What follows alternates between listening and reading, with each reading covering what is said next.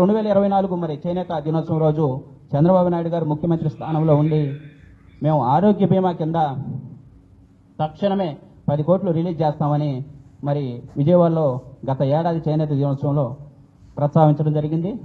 చేనేత కార్మికుల యొక్క ఆరోగ్యం కోసం ఆరోగ్య బీమా పథకానికి శ్రీకారం చుడతాం. దానికి 10 కోట్ల అవసరం అన్నారు. ఈ రోజు చెప్తున్నా ఇమ్మీడియట్ గా ప్రారంభిస్తామని మీ అందరికీ హామీ ఇస్తున్నాం. ఇది కాకుండా పొదుపు నిధిలో థ్రిఫ్ట్ ఫండ్ ఉంది, ప్రభుత్వ వాటా ఉంది, 8% ఉంది. దీన్ని 16% చేసి వారి భవిష్యత్ అవసరాలు తీర్చడానికి శ్రీకారం చుడతామని చెప్పి కూడా నేను మీకు తెలియజేస్తున్నా. దీనికి 10 కోట్లు అవుతుంది, ఇది కూడా ఇస్తాం. అదే మరిగా GST చాలా మంది చేనేత కార్మికులు బాధపడుతున్నారు. ఈరోజు GST ఉంది, దీనివల్ల మా వృత్తికి ప్రోత్సాహం లేదు. GST తీసేస్తే మాకు ఉపాధి దొరుకుతుందని ఆలోచిస్తున్నారు. అందుకే హామీ ఇస్తున్నాం. GST తీసేయడానికి నేను ప్రయత్నం చేస్తా. ఒకవేళ తీసేయలేకపోతే మీరు ఎవరైతే చేనేత కార్మికులు ఉన్నారో రీఎంబర్స్మెంట్ ఇచ్చే విధానాన్ని తీసుకొస్తానని చెప్పి నేను హామీ ఇస్తున్నా. ముందు GST కౌన్సిల్లో రైజ్ చేస్తాం, అక్కడ ఒప్పుకుంటే సరే, కాకపోతే తిరిగి మీరు కట్టిన డబ్బులు GSTది మీకు ఇచ్చే బాధ్యత ఈ ప్రభుత్వాన్ని చెప్పి మరొక్కసారి మీ అందరికీ హామీ ఇస్తున్నా.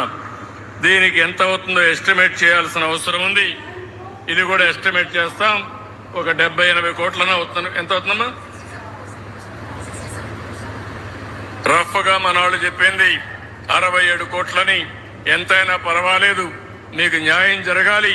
మీకు న్యాయం చేసే బాధ్యత మాదని మరొకసారి మీ అందరికీ హామీ ఇస్తున్నాం. చేనేతలకు ఎవరికి అందినయో మాకైతే తెలియట్లేదు. అదే రోజున థ్రిఫ్ట్ ఫండ్ పథకం కింద 10 కోట్లు మేము రిలీజ్ చేస్తాం. 8 పైసలు ఉంది, 16 పైసలుగా చేసి పెంచి 10 కోట్లు వెంటనే రిలీజ్ చేస్తామన్నారు. ఇంతవరకు ఈ 14 నెలల్లో ఒక్క రూపాయి కూడా థ్రిఫ్ట్ ఫండ్ పథకం ఏ చేనేత కార్మికుడికి అందలేదు. అలాగే GSTని ఎత్తివేస్తామని ఆ రోజు చెప్పేశారు. GSTని ఎత్తివేస్తాం, దానికి సంవత్సరానికి 67 కోట్లు బడ్జెట్ అవుతుంది, అది వెంటనే రిలీజ్ చేస్తామని 2024 చేనేత దినోత్సవం రోజు చంద్రబాబు నాయుడు గారు చెప్పారు. ఇంతవరకు దాని గురించి ప్రస్తావన లేదు. మళ్ళీ అవే హామీలు ఈ ఏడాది చేనేత దినోత్సవం రాగానే GST ఎత్తివేస్తున్నాం, 200 యూనిట్లు అమలు చేస్తాం, థ్రిఫ్ట్ ఫండ్కి 5 కోట్లు ఇస్తున్నాం అన్నారు. అంటే గత ఏడాది 10 కోట్లు ఇంతవరకు రాలేదు, మరి ఈ ఏడాది మళ్ళీ 5 కోట్లు ఇస్తామని చెప్తా ఉన్నారు. అంటే హామీలు అయితే ఇస్తున్నారు, మాటల గారిడి చేస్తున్నారు తప్ప చేనేత కార్మికులను కానీ చేనేత అనుబంధ వృత్తులను కానీ ఏ విధంగా కూటమి ప్రభుత్వం ఆదుకోవట్లేదు. దానికి ఖచ్చితంగా వాళ్ళు ఏదైతే చెప్పి చేనేతల ఓట్లు కొల్లగొట్టారో అవన్నీ అమలు చేయాలని వైఎస్ఆర్ కాంగ్రెస్ పార్టీ చేనేత విభాగం తరఫున మేము డిమాండ్ చేస్తా ఉన్నాం.